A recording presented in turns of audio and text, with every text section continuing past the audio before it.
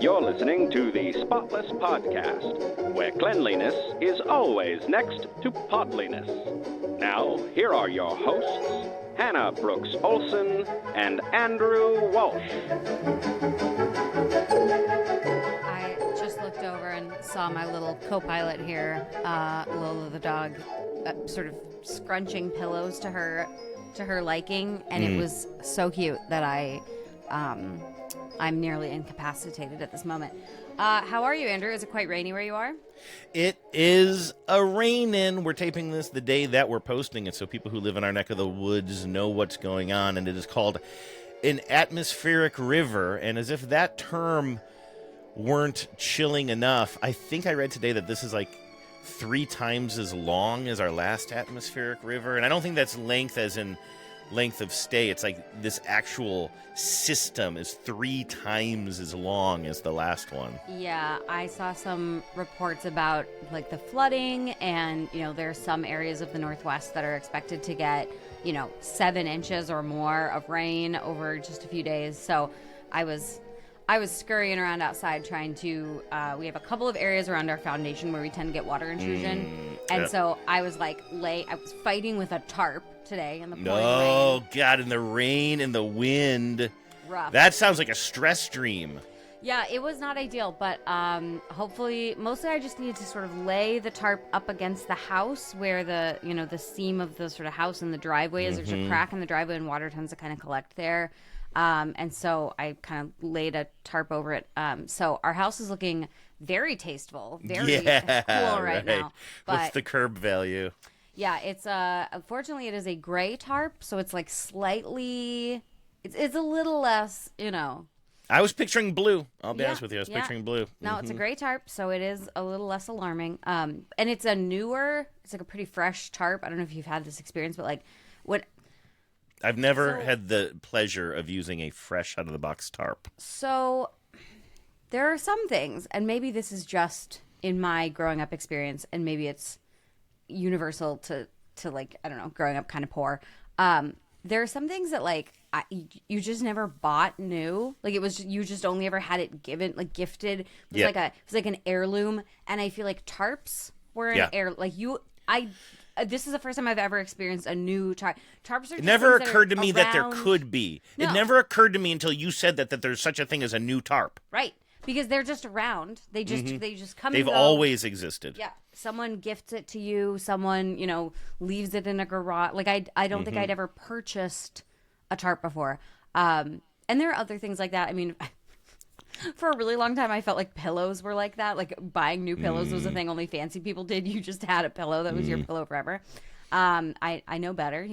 We know better and we do better. That's a really good point, though, because I'm over here thinking like, oh, we need to be changing out our pillows from time to time. My last one I kept for too long. Although I cannot, for the life of me, remember where pillows came from between the period that I lived with my parents and when I bought my first new pillow maybe 15, 20 years ago. It was actually a gift from Genevieve as a special pillow. But, like, where was I getting my pillows? Yeah. Was it the same one that I grew up with as a child? So, yes. I mean, this is the thing. I feel like pillows were one of those things that just appeared, and then you had one, and you brought it with you. Yeah, I mean, I must have taken one to college. My stepmom probably just chose one to give to me. How did I... And then when I moved to New Hampshire, I guess I brought that. I still had a single bed when I first moved to New Hampshire, which is funny to think about. And so, yeah, I don't, this is a real mystery now. I want to do a book about the mystery of where my pillows came from between the ages of, let's say, 18 and 30. These are things that you just you just sort of inherit. So our new tarp is quite stiff. And so I was really, really fighting for my life out there today. But we are definitely in the big dark here in the Pacific Northwest. Mm-hmm. I should do something about my gutters now that you mentioned. Not my gutters, but my downspouts. They're not, they actually probably do need a cleaning, but to the degree that they are working, I have those little plastic footers that you sort of lay them out on the ground, and they kind of divert the water a little bit further out from the base of your house. But they're only like, what, a foot a foot and a half. Yeah. I feel like with this storm, especially because we had some flooding here, I believe 2 winters ago, I feel like I should go outside and get longer ones of those. But of course, I can't go to the store and buy anything that is rain preventative right now because it's like buying a snow shovel when the one snow of the year comes around. I was just it's buying salt, road salt, the minute it starts snowing. So I found out recently that in Portland there is a program that you can apply for if you have your downspouts sort of going into the yard, going into something that isn't just right into the gutter, and you can get money off of your water bill because it's like it cuts down on storm drain water. And so to apply for it, you have to like go around your house and count where your downspouts are and like if they are going into the ground or if we have one that goes kind of right into a drain. And then we have one when we got our new gutters in. Keith buried one like to get it really far away from the house, like to shunt. That's awesome. So that was really cool.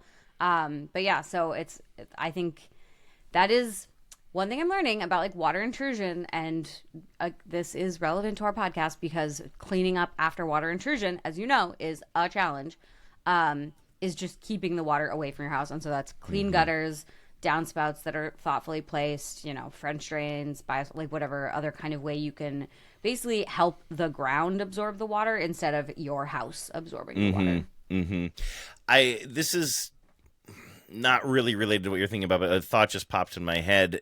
And I'm thinking about our basement right now because this is where we had some flooding issues, not major, and we mitigated it. And we got ourselves like a what do you call it? I run it every day now, a dehumidifier that is, because I have a bathroom down here as well, so I shower downstairs once or twice a day, and so I always make sure the dehumidifier is on from there. We're just trying to like kind of keep the moisture as much at bay as possible, but I am also thinking about how, like, this rug, this wall-to-wall carpeting, which is getting grungier and grungier down here, we're going to rip that up and get new flooring. And then a couple of weeks ago, I was telling Vives, like, maybe before we do the flooring project, let's talk maybe a little bit more seriously about getting some folks in here to actually redesign and fix up this little kitchenette we have in the basement. It's like a handy little kitchenette area we have, which we're lucky to have. Sink, tiny little like, kind of built-in hot plate that doesn't work very well, and some cupboards and stuff, but it is in terrible condition. It was put together very, very hastily by whatever, cheapest labor could be found at the time, probably for the renters who lived in here before us, or maybe just for flipping the house. But it's just like the most god-awful, ugly-looking fake marble countertops that are just like installed where you just see all the glue still everywhere where they installed it, and just like nasty, and the cupboards are like kind of coming apart. It's just like it's really a part of the house. It's a very small part of the house that is handy, but it gives me the bad feeling, and I'm embarrassed about it. Like some cupboards don't open because they installed a cheap light fixture and the cupboard bangs the light. It's just like it's really the worst design possible. So all of that is to say, I said to Vives, let's maybe talk a little bit more seriously about maybe making this project a bigger project that begins with maybe some sort of getting actual professionals in here to help us sort of reimagine the space somehow, especially for some of the storage issues around it. And then, actually spending some money on like a real home reno, but at a pretty small scale to start, because we haven't done that kind of thing yet. And so it was kind of funny.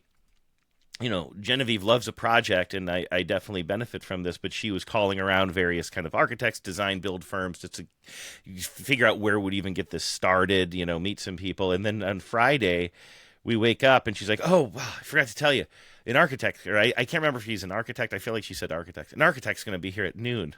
It's just kind of like, okay. That's really interesting because I'm working at noon. Yeah, I'm right? like recording a podcast, but that's either here nor there. So I did miss the first half of the meeting, but then when I did emerge from my studio and this fellow Adrian was still here, I found myself, this was all a lot of setup that nobody needed, but this is what I'm getting at. We had somebody in our house who had never been in the house before, so he's seeing it for the first time. He's somebody whom I may never see again, or we may hire him and he will see how we live, because he and his team will be here all the time.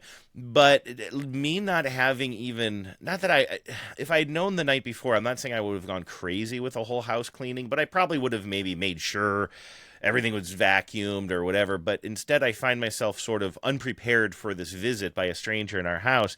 And while we're talking about our house, and he's envisioning this and talking about certain cupboards that could.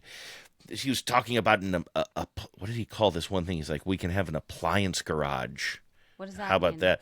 Like, I think he was saying appliance garage, but like Genevieve has a special, what are those fancy mixers? Everybody's got one of those big, heavy KitchenAid. mixers, Yeah. a KitchenAid mixer, but it's just sitting on the counter and it's kind of clunky and in the way. He's like, well, if we could have a little like kind of garage door opening storage area that thing sits on a drawer that okay. comes out. And he kept calling it an appliance garage.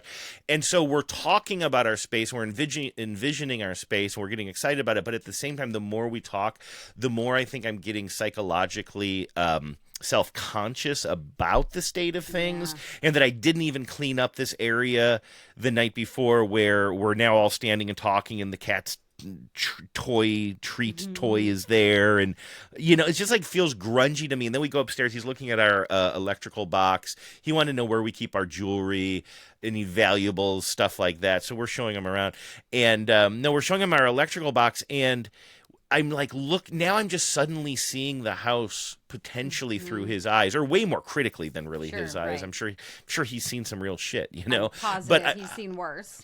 we have like this small little like kind of triptych of 3 square, what do you call it? Kind of light box framed. Is that what you call those kind of 3-dimensional framed things? Just sitting above our stairs that are kind of hard to get to. And I literally, while we're talking. And he's a bit of he's sort of a guy who's sort of always clowning and stuff anyway. So maybe this is a way of me not having to make too much eye contact. I get like a wet paper towel and I start cleaning these things. Like right there, and while he and Genevieve are talking, I'm just kind of like, oh my God, look at there's fucking cobwebs Oh my God. on these things. And so I'm like reaching up over the stairs and like I'm dusting these things. And I'm just like, you are acting way more crazy than somebody who's just cool with a little bit of dust on their frames or whatever. But I was just like, have you ever had that situation where somebody stops by or you weren't prepared for it or something, and you're suddenly looking around the house, or maybe it's even a worker, and you're just kind of like filled with shame? Or is this a special kind of psychosis? No, I live in fear of this. This is, I feel like, one of the things that like keeps me operational at all times is this fear that somebody could show up unexpectedly and my house would not be in a state that I like it to be. And we've talked before about sort of the, for me, the ideal is that my house is never more than 15 minutes away from being ready for company. Like that at any minute I could, pick up the dog toys and do a quick, wipe down the table, wipe down the counters, just like make it look a little more presentable, maybe push the vacuum around a little bit.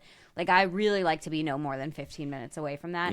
But I have had this before where we had, especially when we were still renting the place, we had people who, would have to come in and make repairs, or the landlord, they would give it you 24 hours usually before they sent someone in to do something. But They have to, right? Well, I guess Yes, not yeah, an they do. emergency, but Yeah.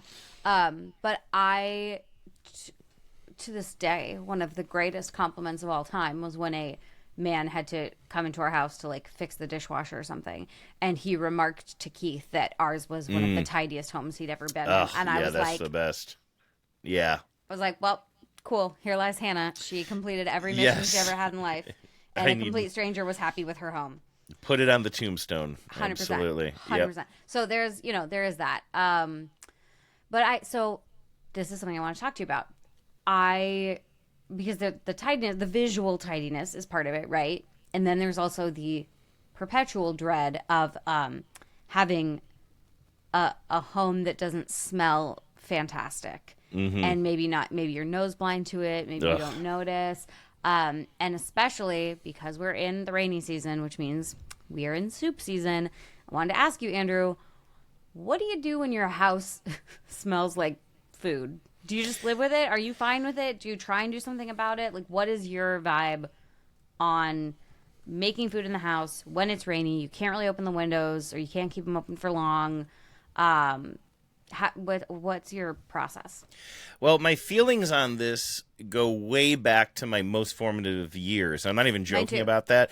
And I believe it's based on a certain amount of classism, possibly, within my family. But I do remember, which is something I'm not really proud of, and so I don't know how to really feel about all of this, because I do feel like, without throwing my family under the bus here, I have no shame about the fact that my family raised me to be maybe slightly obsessively clean, even. Like, I'm fine with that, whatever. Got a podcast out of it, I suppose. But they were definitely like kind of the wrong side of history of other casual comments that were made in the 80s in rural Ohio growing up that I think about now. I'm just like, my God, some of these messages I received from various members of family and friends and extended networks. You're just like, wow, very different world I live in now and very different values. But this is one that is sort of stuck in the middle somewhere, because I am somebody who likes cleanliness, but I do remember a real snobbishness in my family around like going to somebody's house and having it smell like food, like, or this idea of living in an apartment and then smelling somebody else's food coming through the walls. But when I think about that, I always think about it in sort of a distasteful way that is like, I don't know, somebody's cooking like, it's funny, if you're cooking onions in your own home, or if your partner is, and they're like cooking oil and onions or garlic and butter and onions or something like that, it smells incredibly good, right? But sometimes if it's coming in from somewhere else, it sort of smells like, wait, is this liver and onions or something? Like, what is it? What are these smells? And that's how I think of it. My family always generalized it. Like, the smell of food was like the smell of liver and onions or something. And I feel like there was a class thing going on there as well, right? Like, ugh. But it's like, well, I hate to be so crude about it, but like, is it sort of like your own farts? Like, people are like, well, I can deal with my own smell. I don't want anybody else. And so, like, this weekend, I made a dish that involves a lot of curry on Saturday night, I think. And it was for a party I was going to, and then all day on Sunday, even like at the end of the day on Sunday, I was gone for a while, and I came back. I opened up the front door, and I was going to ask Genevieve if she was cooking. It still smelled like curry, and it smelled good to me, because curry is a good smell to me. But I was kind of like, wait a second, if somebody else walked into my house, would this be a pleasant smell of curry, or would it be like, wow, this is literally last night's meal still lingering in the house? So I don't know. That's kind of where I am on it. And one thing about living here is, you can open windows a little bit. Like, at one point when I was cooking this meal on Saturday for the party I was going to, we did have to crack the windows of the kitchen. It was just getting too smoky and just whatever. I was sauteing the stuff that had sort of a marinade on it, so you know how that can kind of create some smoke. And so anyway, we definitely can open the windows. I don't remember ever doing that in like Ohio, where it can be like literally below zero outside. Here it's like 40 degrees outside or something, so you can open up the windows and air things out, which I'm really grateful for. Yeah, and I think that is, I mean, heaven forbid you ever open a window and forget, and then, your partner comes in and says, we're not heating the outside. Exactly. Mine, but yeah, because I feel like, so one thing that Keith will do, like, it's very funny. Anytime I'm boiling water for pasta, or if I'm cooking something that is maybe making a smell, he will come in and turn on the hood fan, like, over top of me. And it is very funny, because I don't know how much good it does. But it makes him feel better. I don't know how much it really reduces the smell. My other fear, though, with having, like, because you're right, when you're in the act of cooking, it's like, oh, it smells so good in here, it smells so homey. But then within a few hours, you're like, I no longer enjoy this. And then my other big fear, and this is, you were saying, like, it's very formative to your life, and this is very true for me as well. Like, we've talked, my mom smoked in the house. We were not like especially big into like a lot of because when people are concerned about their house having a smell, a lot of times the instinct is like air freshener, candle, whatever, when really the best way to keep your house from smelling is to vacuum frequently, which was not a thing in my household growing up. Wash your linens, keep your couch clean to some degree, maybe get in there with the little green, the hot water extractor thing. Keep your carpets clean, because your textiles are what really trap the smell. And then also your walls. Like, walls really do trap smell. So there's the one part about sort of airing it out quickly so that nothing settles. But my other fear, though, is that then my clothes have that smell.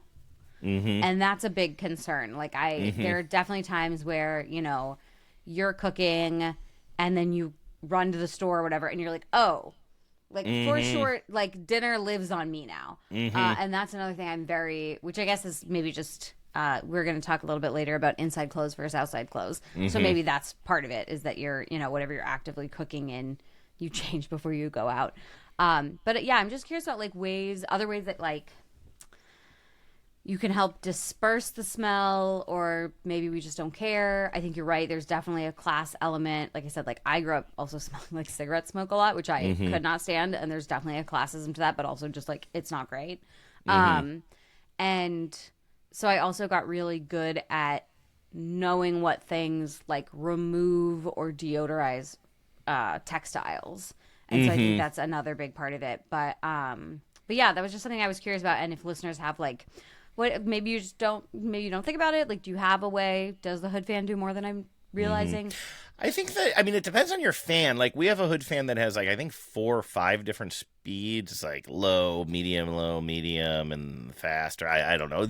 And the fast one, unfortunately, the best one is really loud. And so it's kind of like you realize if you're listening to a podcast or if I have the game on or something, you end up having to blast the volume and everything. It gets loud in there, which is unpleasant. Yes. I thought it was interesting that you mentioned boiling water, too. That's not a smell thing, but it does get really steamy, doesn't it? And so Keith is coming in and switching that thing on because he's probably seeing condensation build up on the windows or something, which it definitely doesn't hurt, and it definitely, I think, depends on your fan. For us, it's also a quasi-safety issue because, as you know, while the rest of the world was absolutely condemning and turning their back on gas stoves, Vives and I actually went and had not just bought a brand new stove that was a gas stove, but specifically had a gas line put in for it. We just we've missed having a gas stove for so long. Shocking, and we always said if we ever bought a house, we're going to get our gas stove. And everybody says induction stoves are the best. Is it induction? Do I have that right? Or whatever the modern I don't know. We're trying to get rid of our gas stove, so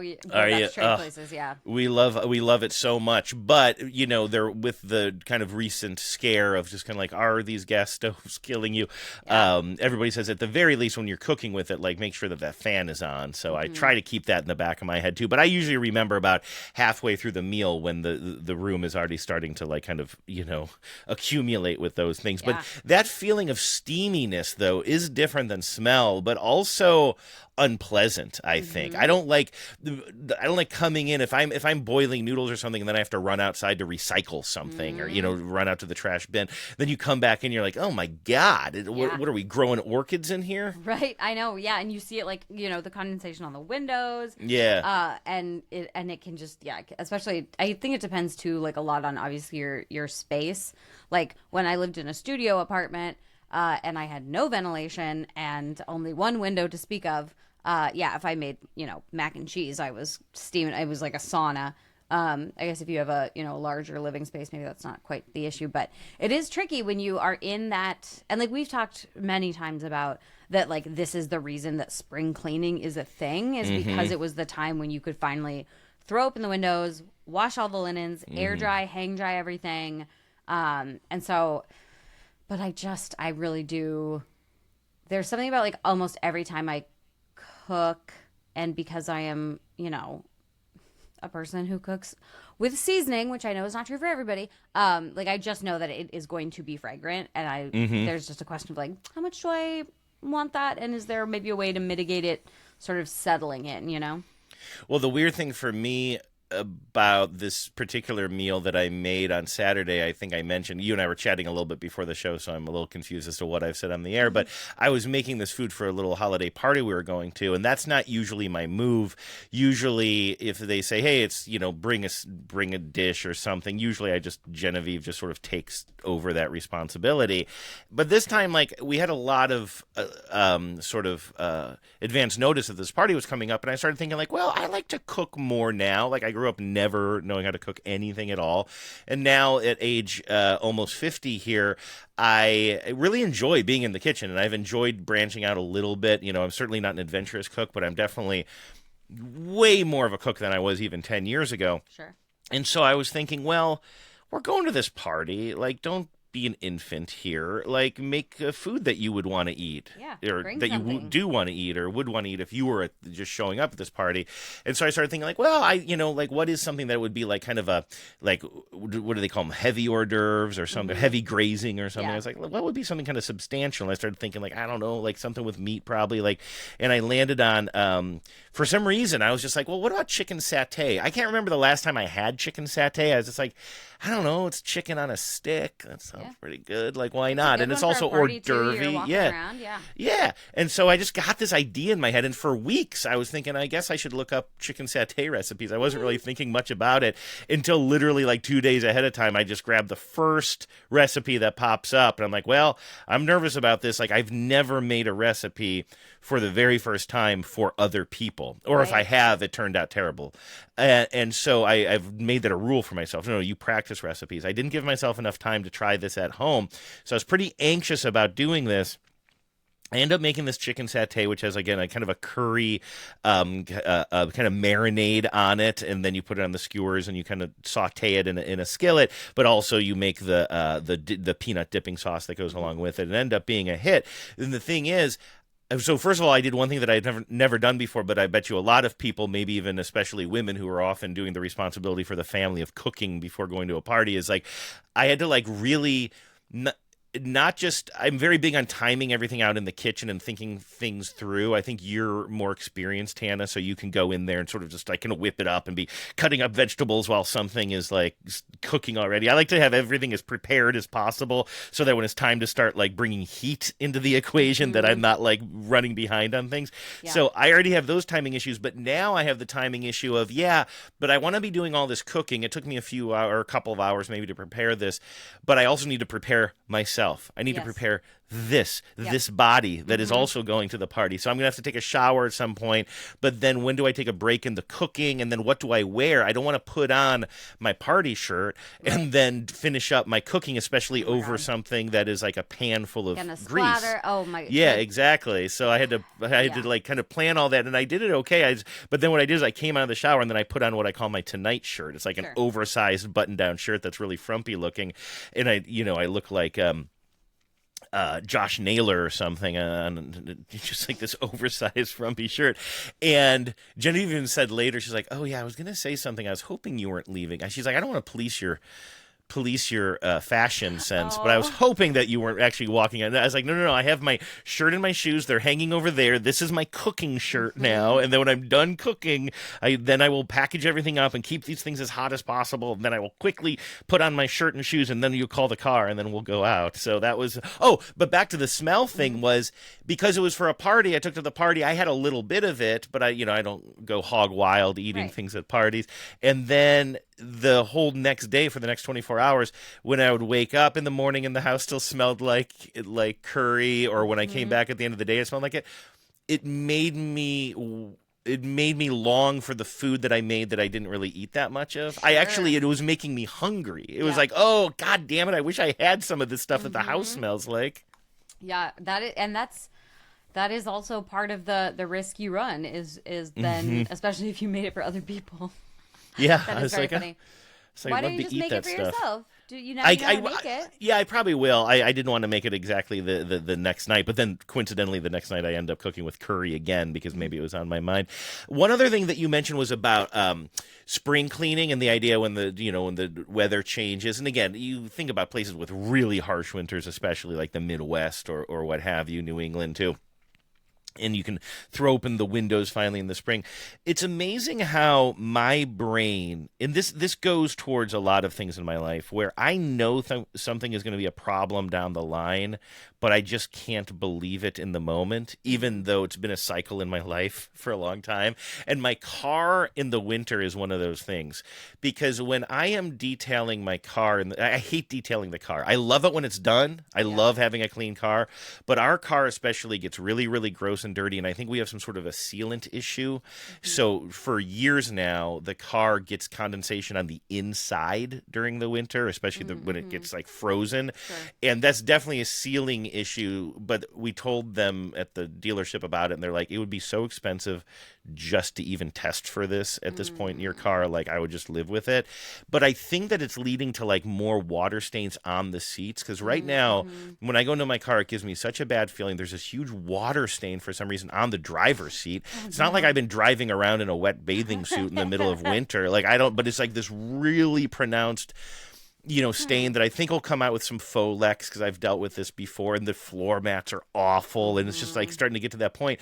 And I knew in the summertime that this was coming. I knew in the summertime that it's hard to motivate yourself to detail your car when you don't have a garage to pull it into. And like, am I going to stand out in the rain and do this? But I remember this summer thinking, it'll be fine. I'm just going to be more proactive about it in the winter. And now the car is giving me such a bad feeling. Like going into my car and sitting down gives me such a bad feeling. But what am I going to go out? Look at it. It's, as we're recording right now, it's 2:45.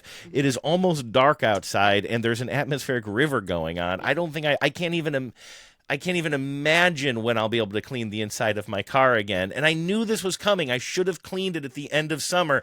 But I was like, you'll be all right. Winters aren't so bad here. You're also going to have the issue, too, of because I just went through my car and, like, cleaned the seats and, vacuumed everything and did a whole car cleaning a couple weeks ago. And I did use Folex. Folex is incredible on upholstered seats. Yeah. Like fabric upholstered seats. It really does make a world of difference, and it does get your car seats looking really nice. But because the other thing is too, like, it was kind of a nice day, so I was able to leave the doors open so it could dry. Yeah. Because nice. the other thing is, especially if your car has water intrusion or like is somehow not sealed, that Folex is not going to dry unless you are able to air it out or run, you don't want to sit and have it running with the heat on just to do it. But and then I think you run the risk of further staining if the cleaner doesn't dry. And also just that you clean it, and then the next time you go to get in your car, it's like still damp and like. Oh yeah, that's the word. Even the summertime, you got to be really careful about that. Like Genevieve would sometimes, she works closely with the president of the university here, and with the old president, they just got a new president. I'm not shaming anybody on their age. The former president, the former president was somebody who was very, very down to earth, Anna-Maria Kause. And so sometimes Genevieve would just drive her around in our tiny little, almost decade old Volkswagen Golf, like hatchback. But I would be in my head about it. So if I knew in advance that Genevieve had to drive the president somewhere, I would try to detail the car ahead of time. Like right now, the car's in a situation where I wouldn't even give a dog a ride in it. No offense to dogs, let alone the president of the university. But like, I would have to like time that out too, and think like, okay, well, Genevieve's doing this on Thursday. I better not wait until Wednesday to clean the inside of the car, because I don't want the president to get a wet ass. Yeah, truly. when they sit down on in the passenger seat. But anyway, so sure. I'm waiting for a little. One thing though, I will say about the Pacific Northwest is we do get more sunshine, or maybe not sunshiny, but dry breaks than I think people give the region credit for. And one of these days in December, I know we're going to get a nice day or two that is that I'll be able to go out there and clean the car. But the problem is, or the question is, will I have the motivation in that moment, right, to go and do it, and the time? And that is really the hope, is that the stars all align and you have the get up and go and the weather. I mean, we have things we need to like do around the house. Oh my goodness. Is that a sneeze or a yawn? It's a yawn. It's so dark and dreary. That in might here. be the first time, and I've done a lot of podcasts.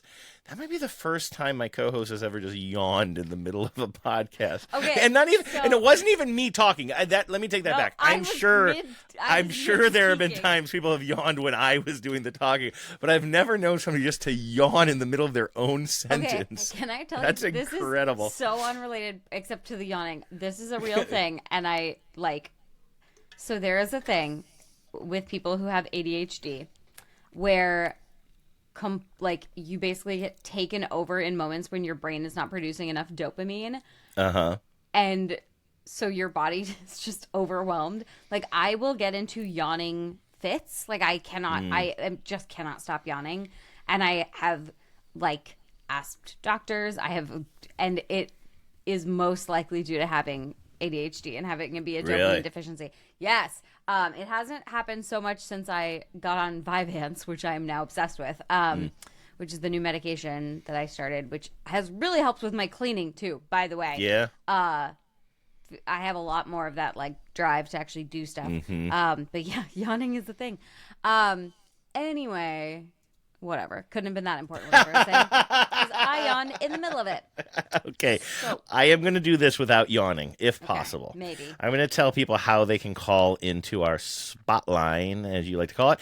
The phone number to call is 508-HOW-WASH. That's 508-469-9274. You can leave us a voicemail. We'll play it on an upcoming show. We'd like to hear about your cleaning adventures, your cleaning questions, but even better, your cleaning solutions, because I'd rather hear your answers to things than have to actually look up answers myself.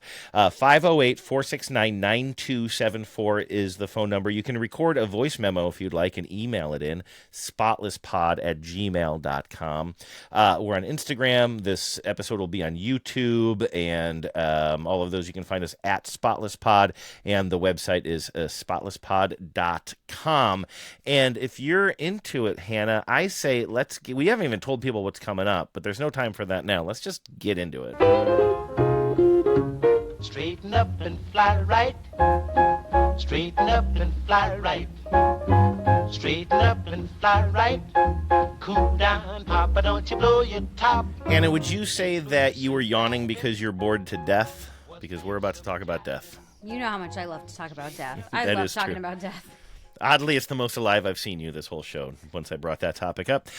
This is an ongoing conversation that started weeks and weeks ago now about preparing for your own end, potentially, by not leaving a cluttered life behind that your family has to deal with, and just all various kinds of stories about that and approaches to that in people's own lives, like trying to kind of mitigate what they are kind of storing versus hoarding, and then also people who've lost parents and what that experience was like. And we continue to get voicemails on this topic, including this one from someone who would prefer to remain anonymous, although we might recognize the voice. Hey, Hannah and Andrew. I suspect you know who I am from the call, but don't use my name this time because I'm calling about my in-laws. You were talking about hoarding parents and death cleaning. My in-laws are still alive, but I am preemptively worried about what's going to happen when the second one of them dies. Because here's the thing. They live in this big, giant house that is full of things like VHS tapes. Andrew, I suppose I could just send them to you. But also cassette tapes, and also shelves and shelves and shelves and shelves of books that nobody is going to want. No library is going to want. No bookstore is going to want. Just so much stuff.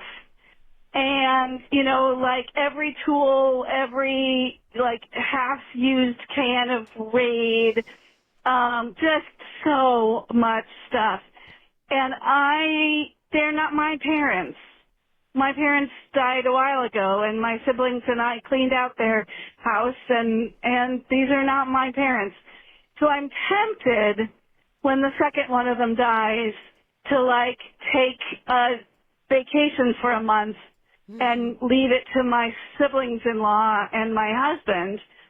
My fear is that more of this stuff than I want is going to then be in my house. Yes, it will. And I don't want to be involved in it too much. I don't want to not be helpful, but I want to just pull a dumpster up against the house and just start shoveling. It's not quite as bad as the hoarding stuff you guys were talking about today in terms of piles of trash, but it is a lot of stuff, and a lot of it could be classed as unnecessary and throwawayable. Any advice you or the Scrub Jockeys have on how to navigate this as an in-law would be useful. Thanks a lot. Love you guys. Bye. Is divorce on the table? Right. Like, is How that married are you to your marriage? How married are you to your marriage? No, that is such a hard position to be in because, of course, like in-law relationships can be so fraught. It sounds like your spouse has siblings, though. So, again, you're right to maybe make sure that they're taking point. I think also you are right to maybe make it clear what you would want and not want, and that your house is not just the next home for all of this crap. And I know. So over the weekend, I was doing a volunteer shift with my friend and listener, Katie. Hey, girl, hey. We were cleaning up. So like once a quarter, one of the dog rescues in town has like a cleanup day, and you clean up the shelter, and you sort of clean out where the donations are and separate things. And so we were organizing a closet space, and there are so many things that people have and don't need, and nobody needs and nobody wants. And we tend to then just put it onto thrift stores, send it to nonprofits, donate it, and think like, aha, I saved something from the landfill. And I think we all need to be very honest about, once a thing has already been acquired, its destination is probably the landfill. And that is a bummer. And it should make us all think more about our consumption habits as we go. And I think it gives a lot of us a hang up about just like throwing shit out. But if you have all of that stuff, like she said, books that people don't want, and quick aside, books are another one of those things that hold smells. So if you're a person who has a lot of books, and also you've had like animals, and especially like the kinds of big dogs whose coats tend to trap more bacteria and are stinky. Like I remember picking something up from a Buy Nothing group one time, and the person had multiple German Shepherds, and clearly they were not really keeping up on the vacuuming because all of the items themselves smelled like a German Shepherd. And like, this is a thing. So books also are a tough one. If you think you're going to donate them, like, no, probably not. And the fact is, there is just too much crap in the world, and we all feel very bad about throwing things out, but also like not everything can be gleaned, not everything can be saved. So I would say, though, look in your area. So there's a nonprofit here in Portland called Urban Gleaners, I want to say, and they literally like go through stuff at landfills to figure out like what actually could be repurposed or saved or fixed. It goes into a store, a nonprofit store around here, and then people buy odds and ends and shit, which is cool. But you might not have the wherewithal for that. You might want to contact a group like that if you are very concerned. But like, this is just the unfortunate thing about, it is generational. I do think there's something about a generation who have always had enough space to just store shit and keep shit. Like, I think the fact that I, for many years, lived in a single room and moved almost every year meant that at no point was I ever just like holding on to shit. And I feel like this is just a difference between, I mean, the median homeowner age has increased significantly in the last 20 years. People are staying in their houses longer. They are, older generations are more likely to have multiple properties. And like, I just think this desire to like sort through everything and save everything is noble, and it will make you crazy. So like, really being okay throwing shit out, maybe starting now while they're still alive to the best of your ability. Like, making it clear what you do and don't want, I think is helpful. But yeah, it is tough. And especially when it's somebody else's parents. Ugh. I think it's really interesting, the dichotomy that our listener sets up between, in a certain way, I can just leave and just, I want to use the word abdicate, except it's not her responsibility, but just sort of say, listen, this is your family, and again, and I hope my joke about divorce was taken in the spirit which it was meant, which is just goofery. But like, it sounds like you're in a good relationship. You could say, hey, listen, I don't want to be here for this part of it. It sounds a little bit overwhelming, but you have you and your siblings, and it's a family thing. I think that's a totally reasonable thing to throw out there. But then also, though, this person is also like, but also if I'm not here, that means a lot of decisions that are going to be being made on my behalf, or at least my family's behalf. And then I'm going to come home and I'm going to find a bunch of stuff that I don't want, or stuff, like this stuff is like, well, it's got sentimental value, so we can't throw it away. But but also it's not our style, whatever your style is. Like, we're not, you're going to hang this on our wall? Like, that doesn't, whatever it is, like it doesn't fit with our thing. So then we're just going to need it. And I am just like, we don't have any extra storage where we live, and I am always like kind of in that battle with the group I volunteer for. It can be very easy for me to like it just like so much stuff. I'm doing so much storage of, I have boxes of things that I have to keep kind of buying, but that I have to kind of keep the supply on, like packets of mayonnaise, packets of mustard. Those are both big boxes. Somebody bought us like a lifetime supply of hot chocolate mix that we're using, and I'm trying to get through it because now I'm storing, like, this is why I don't like the club stores like Sam's Club or Costco or whatever. It's like, I don't want 100. I go to the store several times a week. I will buy the hot chocolate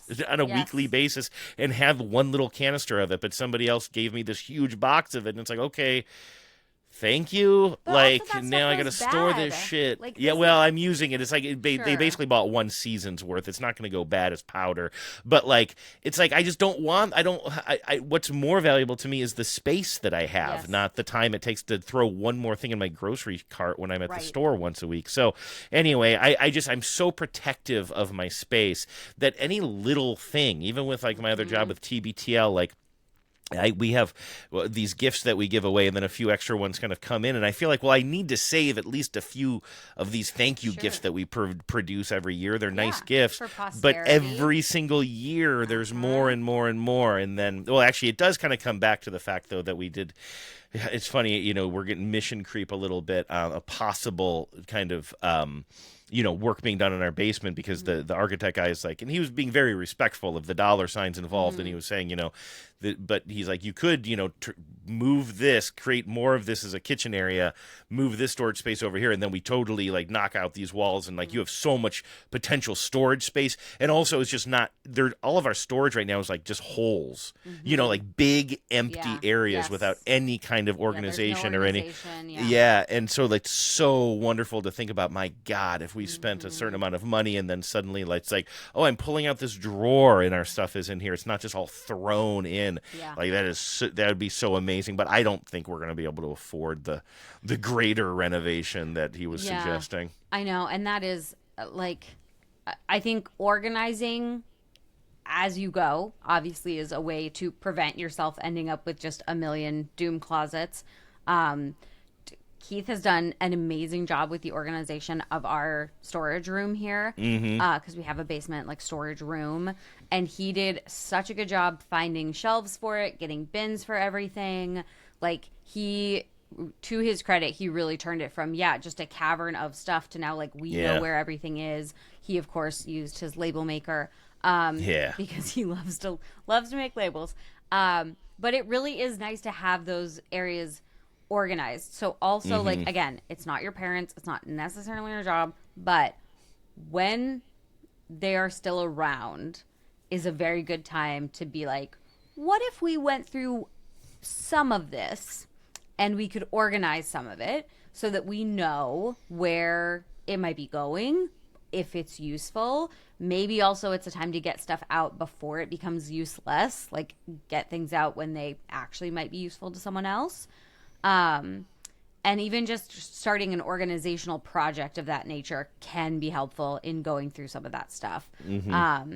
And you're also very right to point out like the sentimental value part of it, especially when it's not your parents and not your family. Like, you're not going to know what is meaningful and what is special. But I mean, we were putting up our Christmas tree this week, and Keith and I were talking about just how lovely it is to have ornaments that really feel like things that are ours. And like our Christmas tree, Like, we're not religious. We just do it because it's, I don't know, nice. It's a fun tradition. It's just the two of us and the dog.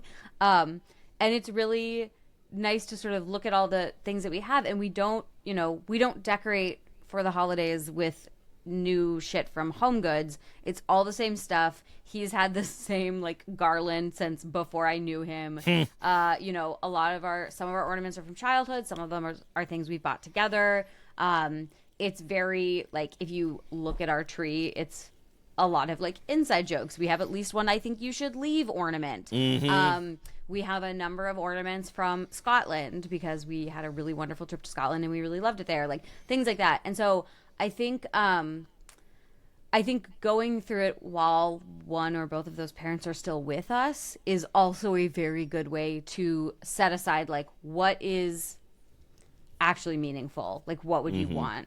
Also, a thing I was thinking about with having, because I have cleaned out deceased relative stuff somewhat recently, make ornaments out of those little things. I was thinking about this, that I have a lot of little like tchotchkes that felt weird to throw away, but obviously only had sentimental value to me. And I was like, I feel like a lot of these little things that I have lying around, like if I put a string on it and I called it an ornament, it would be a thing that then I would have a place for in the Christmas tree box and like a way to use it and sort of meditate on it and think about that person once a year. So this is my other idea with, if you end up with a bunch of little small things from someone who's passed away, or, that your great aunt just really wants you to have all this stuff, consider making an ornament out of like one of those things. And then you have that one and it sort of is meaningful.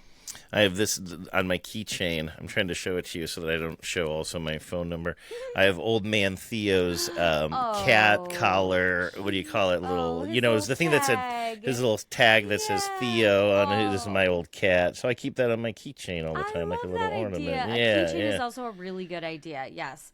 And also, you know what? It just occurred to me. It does have my phone number on the back of it. So if I lose my keys, it's actually helpful. That's actually a really lovely idea. I love that. And then the other thing that's on my keychain is from when my mom passed away recently. Yeah. It's this tiny little screwdriver set that goes on my key. Look how tiny it is. Oh, is it for glasses? Like an eyeglass? It's like for glasses or something along. And it's both Phillips and regular size, and it goes, and it's like such a practical tool. I never really use it, but again, I was like cleaning out my mom's stuff. I'm still flabbergasted at what I took because my mom passed away recently and she was in Arizona, and I was like, I flew here. I really don't have room for anything. I definitely can't travel with anything. I don't want to ship anything back home. That's going to cost a lot of money, but it's like, well, we got to get rid of this. We got to get rid of this. And I mean, listen, grief is a strange thing, or even just being unmoored is sort of a strange thing, or going through this situation I've never gone through before. And, like, I had a real moment. I think it was just yesterday, the day before, I, like, picked up this... I took my mom's mini Roku. I was like, I don't want any of this stuff. But it was just like this weird... I will never be able to understand exactly... I don't have a use for it. Yeah. We have two TVs. They both have their own Rokus, and they're both smart TVs. They don't even really need the Rokus. But I was kind of like, well, you can't throw away the Roku. Yeah. And it's not very big. I just threw it in my suitcase. And now I have a Roku that I have nothing to do with. It's like worth $25 or something new, which means it's worth nothing now. Right. But I was just thinking about what you were saying. It's like, I mean, I guess I could take it to... Is that an issue, by the way? If I take that to Goodwill... Well, first of all, nobody can steal my mom's information. She's gone. But, like... Does a Roku save any kind of personal data, or do you have to clear something off of that? You might want to plug it in and see what all's on there.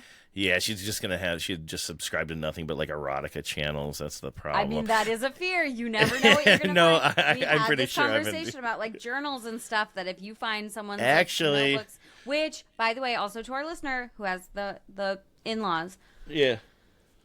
While one or both of them are still with us, is a really good time to go through things like, is this a journal? Is this very personal? And I know people think it's morbid to think about what's going to happen to your stuff after you die, but like, it's going to happen. And so knowing, hey, mother-in-law, how distressed would you be to know that your adult children are looking through your journals after you're gone? Yeah. Is that a thing you want or not?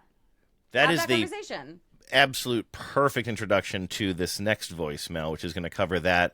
It's still on the same topic, but sort of from the opposite perspective. Hi, Andrew. This is Ingrid from Fort Worth. I'm a little behind on episodes, but I'm referring to episode 181, Hair It Out. And I know you're getting a lot of calls from people who've cleaned out parents' houses, grandparents' houses, but I just wanted to state that there's also parents who have really cleaned out and done that desk cleaning. My mother was one of them. And when she got elderly, she made piles for me over the months to take to various places to reuse or redo. Ignore my dog. So they didn't all go in the dumpster. So when Mom did pass away and I opened her closet and it was so incredibly cleaned out and neat with purses stacked, there was just so little in there. And I literally said, thank you, Bob. It made it so much easier to clean out her home. Also regarding reading their journals after your parents pass or your relatives pass, I moved into my grandparents' house after I graduated from college. They were not hoarders. It was a lovely experience, but they had a lot of stuff they'd left in the attic, and including my parents' letters to each other that they'd written before their marriage and when they lived in two different cities. And when I discovered them, I sat down and read every single one. Never told my parents. Just gave them the box the next time I saw them and said, oh, you might want these. They never asked either. And I found out later they shredded them. It's a good so thing that you got kids in there wouldn't have then. them. But I'm really glad I read them because it gave me a wonderful glimpse into what excited, in love people they were. And they had a wonderful marriage. So I'm going on way too long. Anyway, love your show. You guys are so wonderful. Thanks so much. Isn't that such an interesting twist to love that the parents did end up shredding them? So that makes me think that they definitely wouldn't, and it doesn't sound like Ingrid has any regrets about it, and I'm not trying to make her feel like she should. Quite the opposite, but it's No, I interesting. love It's it. like, clearly they did not want her to read those. Yeah.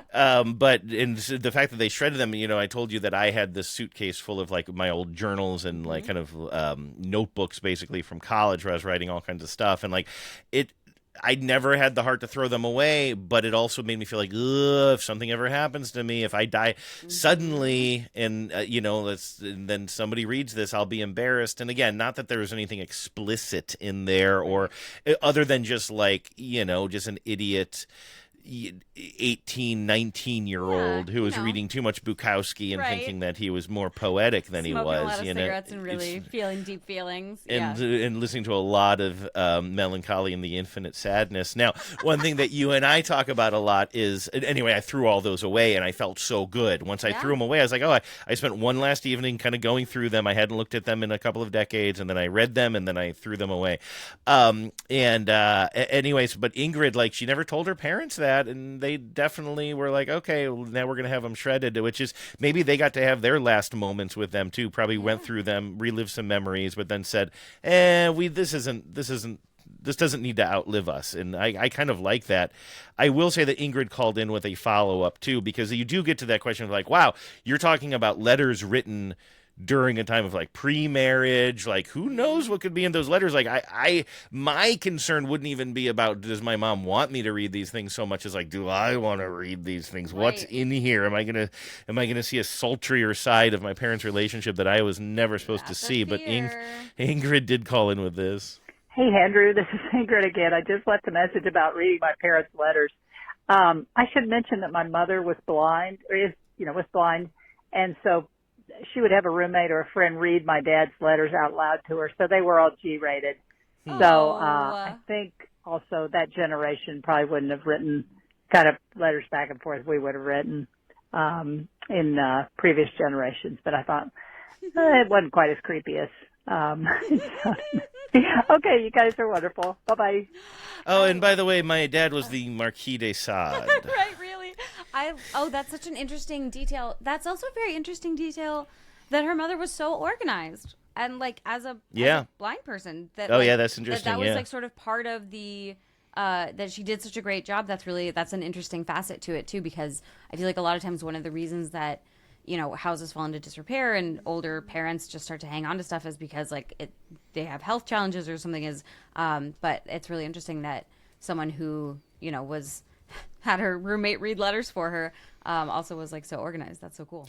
Well, I wonder if that's not like a coincidence, though, Yes. because we have a blind listener, maybe more than one, but certainly one who's written in several or called in several times to say, listen, like, because I do have a sight impairment, like I have to be extra organized. Like I have to build specific systems into my life in order for this not to kind of trip me up during my day to day. And so I do wonder if there's, I don't want to stereotype and say everybody who's blind is super organized, but Can you like, imagine if you were a blind hoarder? Like, wow, yeah, that's dangerous. that's dangerous. Oh, Yeah, that's so yeah. interesting. Yeah. But Ingrid, thank you for calling. I love Yeah. everything. I also love that you did get to like sneakily read those. I think Mm-hmm. I think it's kind of, again, it's it's another way to know your parents. And like she said, they Yeah. were like so in love, and I love that so much. And no regrets. No regrets. But again, thinking ahead to who's gonna have to deal with your stuff and doing one last solid. And if you know that the older folks in your life are not maybe preparing in that way, like while you have them still with you, it's a good time to get in there and maybe have a conversation. All right, let's close out with one email on a different topic. This is from listener Lynn, who says, I believe I'm scrub jockey number 19, but I'm not positive. I'm looking at the list now.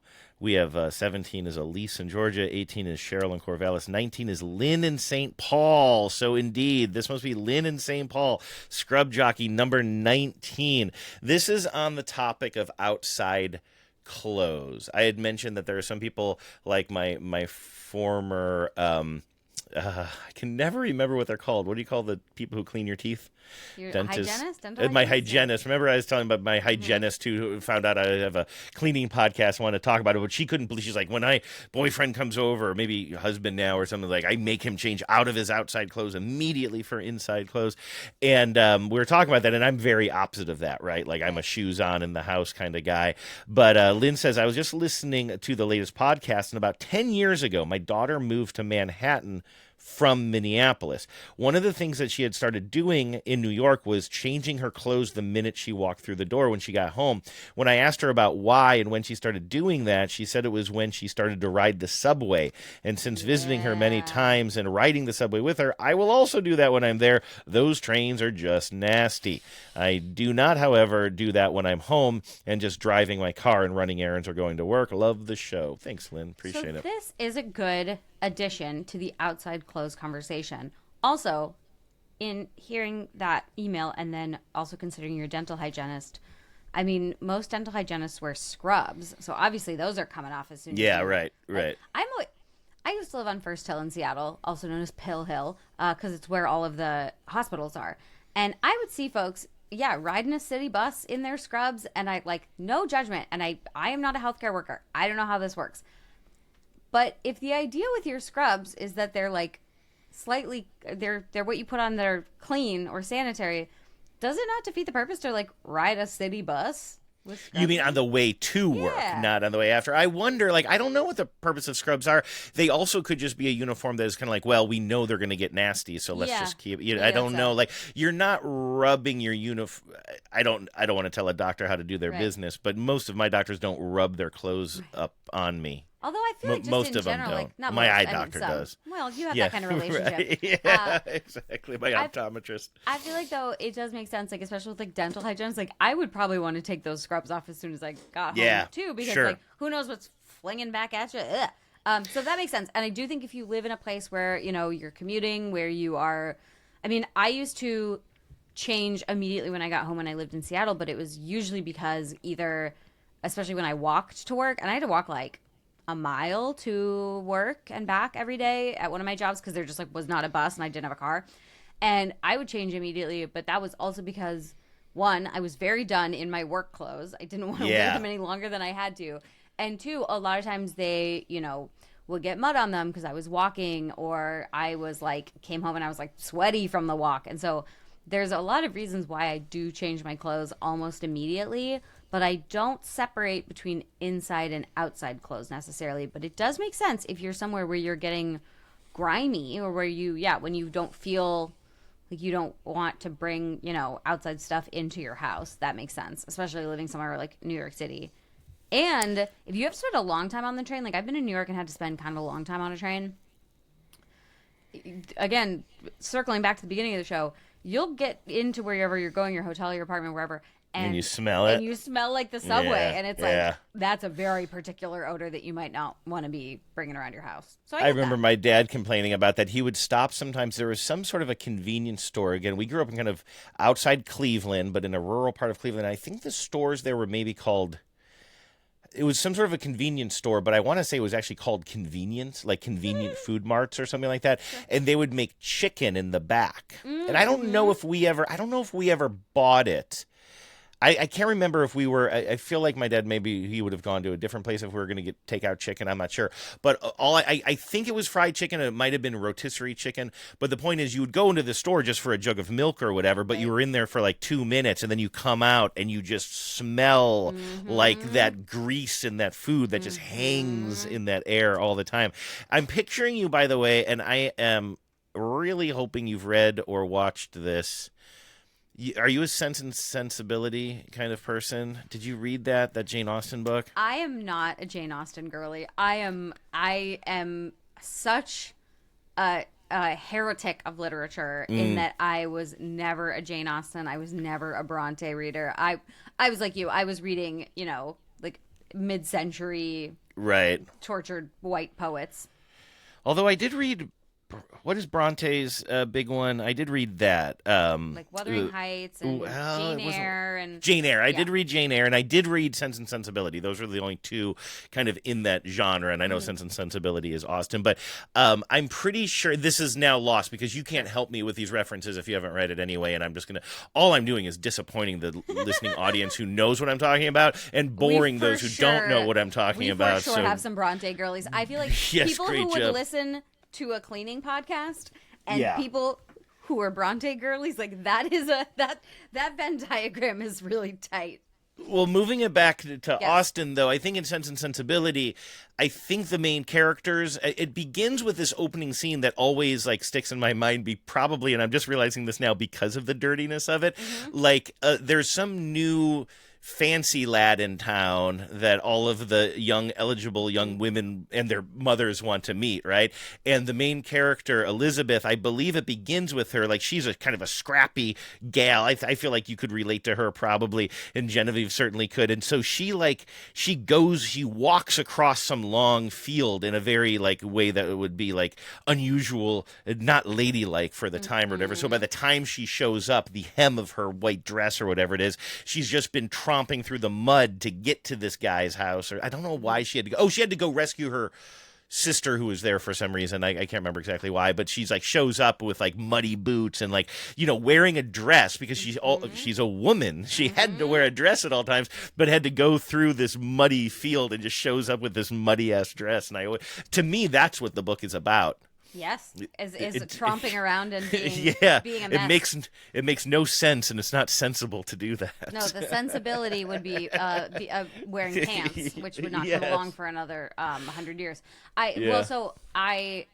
There is an example of this in my literary catalog, which is that there is an American Girl doll and compendium book.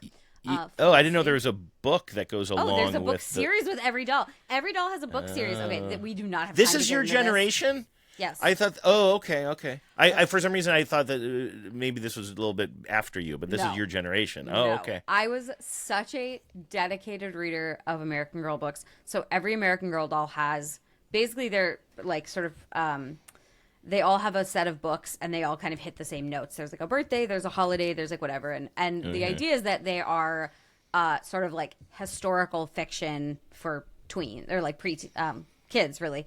They're early readers, and so you learn about what like girlhood was like in different time periods. So one of them, Felicity, is in colonial Williamsburg.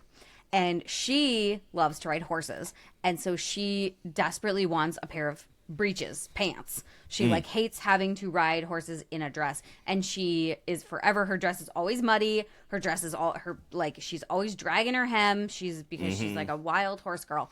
And at one point she steals a pair of pants so that she can go ride. And she's like, I feel so free. And I feel like that would be that feeling of, showing up somewhere with the muddy hem and being like, I wouldn't have to be this way if I could just wear pants. Who's our listener, and I'm so sorry I can't remember your name. I know that you run a tax advice service and that you live in Brooklyn, and that you called into our voicemail line one time because you wanted us to do a rated C for clean literary edition. Do you remember that? A listener called in and she Virginia Woolf. Virginia Woolf, right, and read and did a really good job reading that passage. Not to give out homework to our listeners, but if you are still listening and you happen to know the passage that I'm talking about, where Elizabeth gets the hem of her dress, super dear. I'm not saying you have to do it. I'm just saying we would be open to playing it on the show if you happen to want. 1,000%. Is it in the film? Because I know there is a movie of Sense and Sensibility with Alan Rickman. There's two. Well, there's the movie, and then there's the made-for-TV series for the BBC. Okay. And it's like people, because it's Keira Knightley, I want to say, in the movie. I get them a little bit all confused. Yeah, I do too. But then I think that the BBC one is more beloved in a certain way. I could be wrong about that.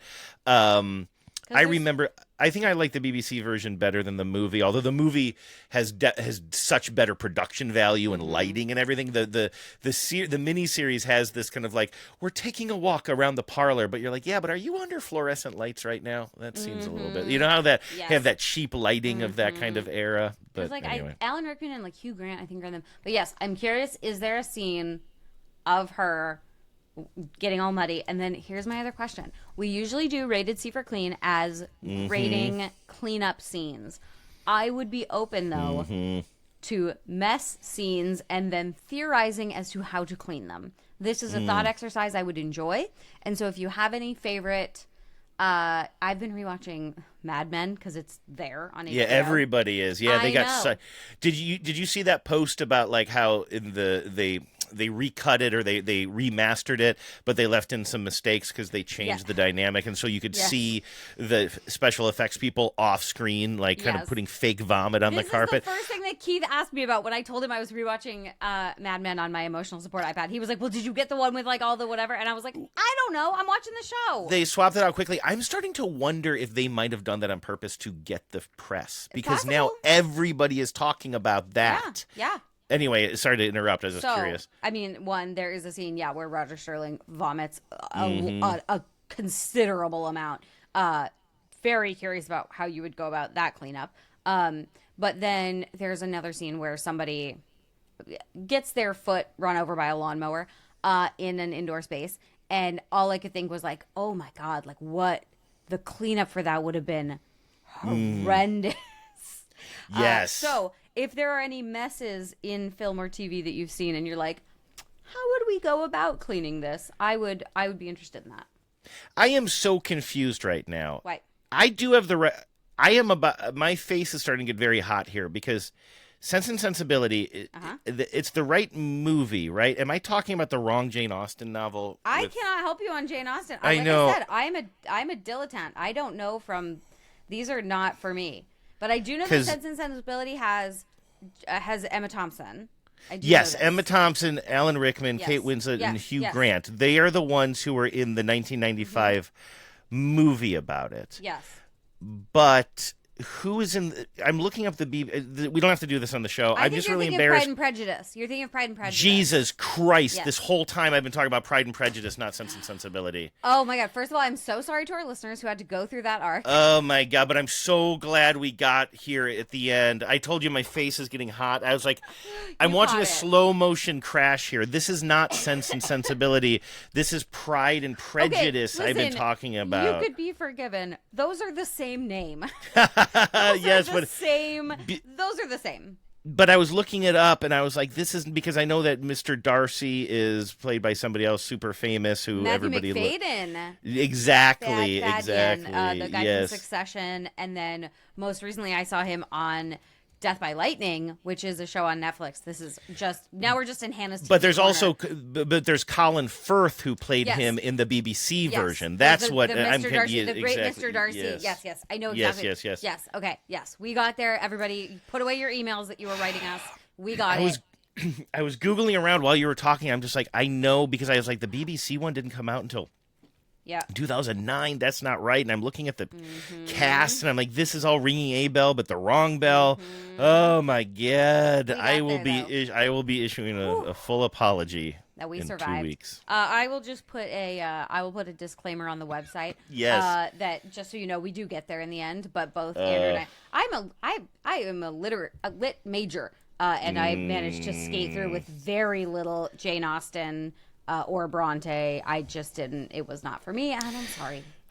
I wanted to be, as you would say, I wanted to be the Jane Austen girly of this podcast. I was proud for a moment, and now I'm just filled with shame. Again, though, let us be very clear. The fact that there are 2 books, one is called Sense and Sensibility, one is called Pride and Prejudice, and they all are just full of like white English people, you could be forgiven. I like Pride and Sensibility. Sense and Prejudice is my favorite. Sense and Prejudice. All right, we got to get out of here before my my face burns off from the embarrassment. But anyway, that was a lot of fun. We would love to hear from you guys. Again, the phone number is 508-469-9274. You can call and make fun of me for not knowing my historical fiction. But more importantly, please call with stories of cleaning adventures. Any specific call-outs that we're looking for right now? Maybe dealing with house smells, cooking smells. I want to know how you're dealing with soup season. We talk about soup season all the time, and I don't think we talk enough about the aroma fallout. So talk to me because about it starts wonderful, right? Yes. Like when you're starting to make, it smells like you're making soup, and then the next day it's like, ugh, what'd you do? made soup here. Make Ugh. soup? Ugh, God, what's a disgusting person. All right, everybody, thank you so much. That was a lot of fun. We will talk to you in a couple of weeks. You've been listening to the Spotless Podcast. If you have a question for Hannah and Andrew or some cleaning advice, call the Spotline at 508-HOW-WASH. That's 508-469-9274. You can also email them at spotlesspod@gmail.com. We'll be back soon. But until then, always remember, life is messy, but it doesn't have to be.